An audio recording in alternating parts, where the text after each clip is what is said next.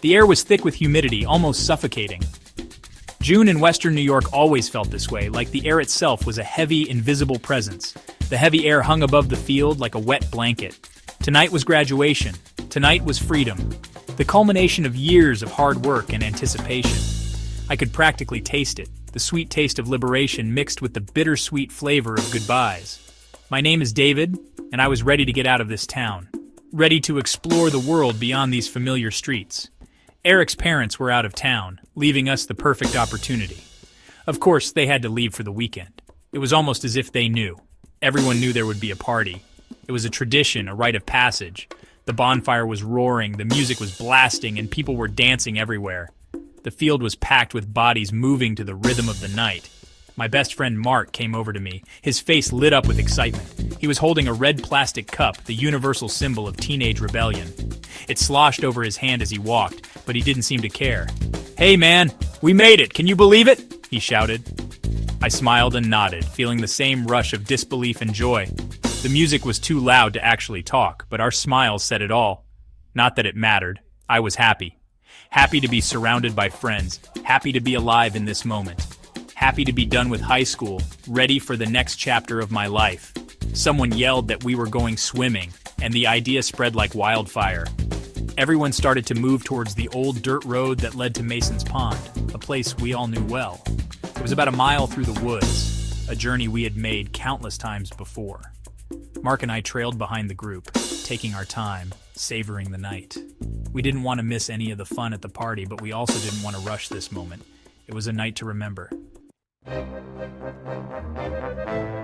"Let's take the shortcut," Mark said, already starting down a narrow path. The path was overgrown with weeds and brush. I didn't really want to go this way, but I followed him anyway. The trees were thick and they blocked out most of the moonlight. "I heard someone got eaten by a bear on this trail," Mark said. "He was trying to scare me. It wasn't working. Not tonight. Tonight, I was fearless." We'd made it through high school. What could be scarier than Mr. Jensen's chemistry class? The trail opened up into a small clearing. The moon shone brightly here. I could see Mark's face. He was grinning. He liked to pretend he was fearless, but I knew better. Mark was scared of his own shadow. "What are you waiting for? Let's go," he said. He started running. We arrived at the pond, out of breath and exhilarated from the run. The party was in full swing, with music blaring and laughter echoing through the night. Kids were splashing around in the water, their joyful screams piercing the stillness of the night. Others were gathered around an old picnic table, drinking and laughing, sharing stories and jokes. Mark and I jumped in the water. It was freezing, sending a shock through our bodies. The shock took my breath away. I came up sputtering and laughing, feeling more alive than ever. The night wore on, the party showing no signs of slowing down. I lost track of Mark in the crowd. I wasn't worried. He was probably off with some other friends, enjoying the night as much as I was. I sat on a rock near the edge of the woods, taking a moment to catch my breath and soak in the atmosphere. The trees looked darker now, their shadows stretching longer as the night deepened. The moon was hidden behind a thick layer of clouds, casting an eerie glow over the pond. The air was heavy and still, almost suffocating in its silence. A shiver ran down my spine, an inexplicable sense of unease settling over me. The hair on the back of my neck stood up, as if sensing an unseen presence. I felt like someone was watching me, eyes boring into my back from the darkness. I turned around and scanned the woods, my heart pounding in my chest. The trees seemed to press in closer, their branches intertwining like a cage. Their branches looked like long, thin fingers reaching out to grab me, casting eerie shadows on the ground. I stood up abruptly. It was time to go. The sense of dread becoming overwhelming. I needed to find Mark and get out of here before the feeling of unease consumed me completely. This place was starting to creep me out, the once lively party now feeling sinister.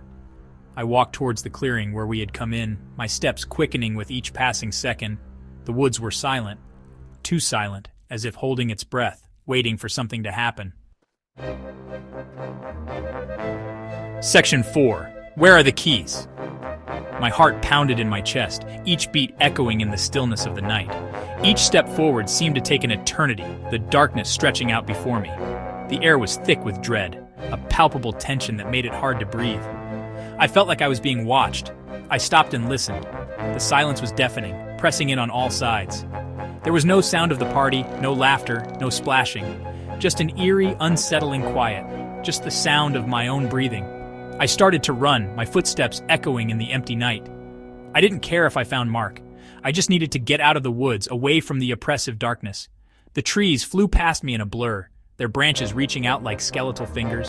The trees flew past me in a blur. My lungs burned and my legs ached. My lungs burned and my legs ached. But I didn't slow down. I couldn't slow down. Not now. But I didn't slow down. I couldn't slow down. Not now. I had to keep moving. I burst out of the woods and into the clearing, my heart still racing. My car was parked where I left it. Relief washed over me, but it was short-lived. I fumbled in my pockets for my keys. They weren't there. Panic surged through me. I checked again. Nothing. Panic surged through me. Where were my keys? I needed to find them, and fast. Section 5. The first boom. I whirled around, my heart pounding in my ears. The woods loomed behind me, dark and menacing. I had to get out of here, but I couldn't go without my keys. I retraced my steps, scanning the ground. The darkness seemed to press in on me, suffocating me. And then I heard it. A deep, resonating boom. It seemed to come from the heart of the woods. It was loud, like thunder, but there were no clouds in the sky. I froze, my blood turning to ice. What was that? The sound came again. Boom. Closer this time. Fear gripped me, cold and paralyzing. I had to get out of there. Now. I ran back towards the woods, my eyes frantically searching the ground for my keys. Section 6. Trapped. I had to find my keys. They had to be here somewhere. The booms continued, each one louder than the last. They vibrated through the air, through the ground, through me. Terror lent speed to my steps. I stumbled over roots and rocks, my eyes darting back and forth. Each boom seemed to suck the air out of my lungs. I gasped for breath, my chest constricting with fear.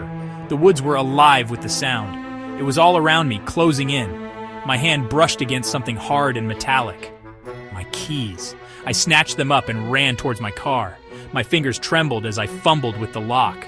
The booming seemed to shake the very ground beneath my feet. Section 7. Alone with the echoes. I threw myself into the driver's seat and slammed the door shut. My hands shook as I jammed the key into the ignition. The engine roared to life, a sound that was both familiar and comforting. I threw the car into reverse and backed out of the clearing, my tires spitting gravel. I didn't slow down until I was miles away from that place. My body trembled with fear and adrenaline. What had that been? What were those sounds? I had never been so terrified in my life. Later, when I told my friends about the booms, they just laughed. They hadn't heard anything. They said I was imagining things. But I knew what I had heard. Something was out there in the woods. Something dark and powerful. And I was the only one who knew it.